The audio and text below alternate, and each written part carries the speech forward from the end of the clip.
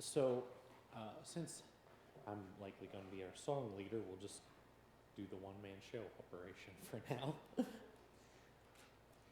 Our subject for this evening's sermon is going to be a very short psalm, maybe actually the shortest. I didn't count it, and I don't know in Hebrew whether or not our English translation is shorter or longer, so I'm not trying to make any claims there.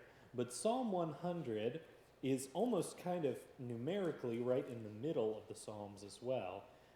There's another 50 Psalms after this, but just in terms of the space it takes up, Psalm 119 more than makes up for those 50 Psalms that are excluded.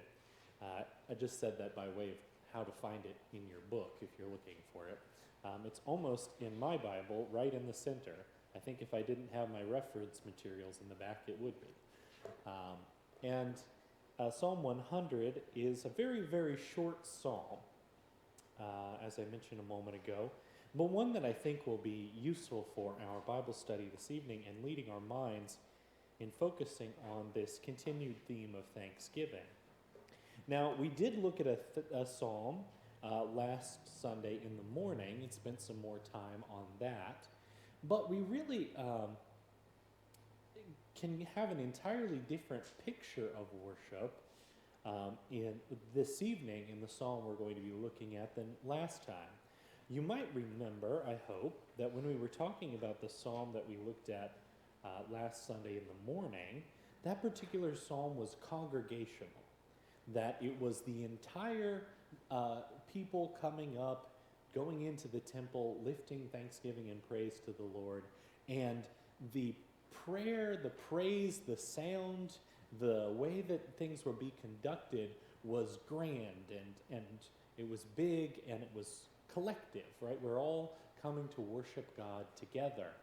And the idea was that we pictured David and all the people going, as David had written this psalm, into the tabernacle to conduct the worship in the presence of the Lord, as David was so eager to do every time he got the chance.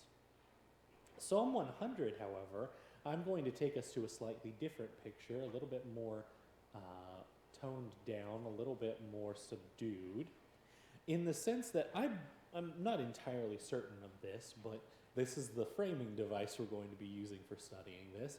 I believe this would be an appropriate psalm, an appropriate hymn for them to have sung during the peace offering that we studied this morning. So we're going to take our sort of mental camera and fly along like a documentary crew and take a family to the temple to offer a peace offering, and they're going to sing this song as we are worshiping the Lord with them. So what I'd like for you to picture is just a simple family who has gone through an illness. There's a mother, a father, and two children, and the older of the two children, the daughter, she has been sick, almost to the point where they were afraid they were going to lose her. But the Lord rescued her from her illness, and now to thank the Lord for her good health, they're going up to Jerusalem to offer their praise and thanksgiving to God. So after they've determined that the family is ceremonially clean to be able to enter to the temple grounds, the family gets up in the morning and they start their work of getting ready. The younger boy and the father go out to the flocks to pick out the choice male lamb that they're going to need for their sacrifice. And they go and they do their survey of the flock. They already have a couple of candidates in mind, but they check them over. After all, if you're going to present a lamb to the Lord, it has to be totally free of blemishes. He has to be perfect. And so they make a very careful and thorough search and make sure that they've got the right candidate for the job. And so they've got the young male lamb. He's the proper age, proper height for the sacrifice. He's got no flaws or blemishes whatsoever. Father picks him up, holds him over his shoulders, and they walk back home. While they've been doing their chores, The girls in the house have been doing what was traditionally the women's work at that time of doing the baking. They went out and sifted the flour for the finely ground flour for the one kind of loaves of bread that needed to be made. They made the cakes of bread from the cruder loaf, and they made the unleavened wafers on top of the oven on the hot top of their hearth there. And they've made all of the bread. And so now that the family has all of these components put together and all of the work has been completed, they pick up the things they need and they set off to Jerusalem. On their way, as they're walking, they're talking about what's going to happen. The younger boy, of course, is less experienced with things, and so the father's explaining to him, okay, son, you're 13 years old, so you get to come with me into the holy place of the temple. Not the Holy of Holies, that's where the priest goes, but he says, but you get to come into the men's court of the temple, and you'll get to see the sacrifice take place. Your mother and your older sister will wait outside. They'll be able to see what's going on, but this is the tradition. This is how our worship is conducted. And the family continues on, and as they are along their path, they now, up on the hill, they can see the temple in Jerusalem, a beautiful construction. Solomon put it together. It's a place where it's fit to worship the Lord, and they are happy and excited not only for the good health of their precious child, but also for this opportunity to go and really have a special experience in worshiping the Lord. This is not a very common thing, after all, and it may be that this is one of the few times out of the year, Passover included, that they would eat a whole lamb. A lot of times, you'll eat whatever's convenient. Sheep are better for shearing than they are for eating a lot of times. You get a lot more money and a lot more profit out of them while they're alive. And so the way that they're conducting this worship to the Lord really brings a kind of twofold kind of excitement. It's a feast as much as it is a worship to the Lord. That's kind of interesting for us to just come out of our scene for a minute as Christians. Can you imagine that every time you came to church, you brought a potluck dish with you and you were really excited because you got to take part of it out and give it on somebody else's plate but eat the rest of it at home? I mean, it's maybe not exactly the same comparison, and in fact that's not too far off of how the early church celebrated their Sunday morning worship. It was generally done over a meal. And you can see that referenced in Corinthians where Paul calls it your love feasts. That was the way a lot of the churches met together and celebrated the communion, was as part of a larger meal. But the idea here is that this family is going to not only worship the Lord, offer this sacrifice, but go home and eat at the end of it. It's going to be a great celebration for them, and something in which God is going to participate in their celebration. Approaching the gates to the temple themselves, the family begins to sing, and that's where we're going to read our psalm here. Shout for joy to the Lord, all the earth. Worship the Lord with gladness. Come before him with joyful songs. Know that the Lord is God. It is he who made us, and we are his. We are his people, the sheep of his pasture. Enter his gates with thanksgiving and his courts with praise. Give thanks to him and praise his name. For the Lord is good, and his love endures forever. His faithfulness continues through all generations. Bringing in a sacrifice of a sheep, it's kind of an interesting time to start describing yourself as a sheep. But there's not really any contradiction there. Just as the family really cared for their flocks and has made sure that they were well taken care of, that's their livelihood after all, and they carefully selected one that's fit for God, so they are also preparing their hearts to be fit for the worship of the Lord.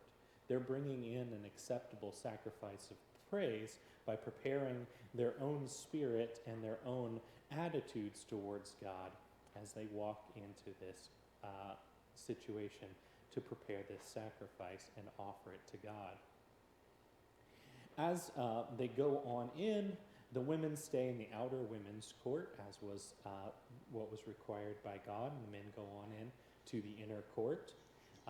The boy and his father approach with the sacrifice, and the priests and Levites help them conduct the sacrifice. The animal would have been slaughtered and then butchered as part of the process.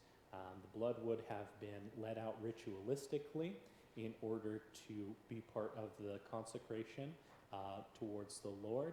And then the fatty parts around the organs in the sort of inner part of the animal would have been burnt up on the altar as the sacrifice to God.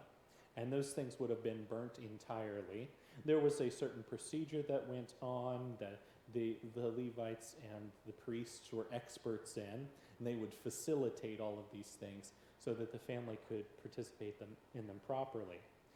As the animal's being butchered, one of the pieces that they will keep will be the breast parts, the front ribs of the animal, and these would be waved before the altar as a wave offering to the Lord.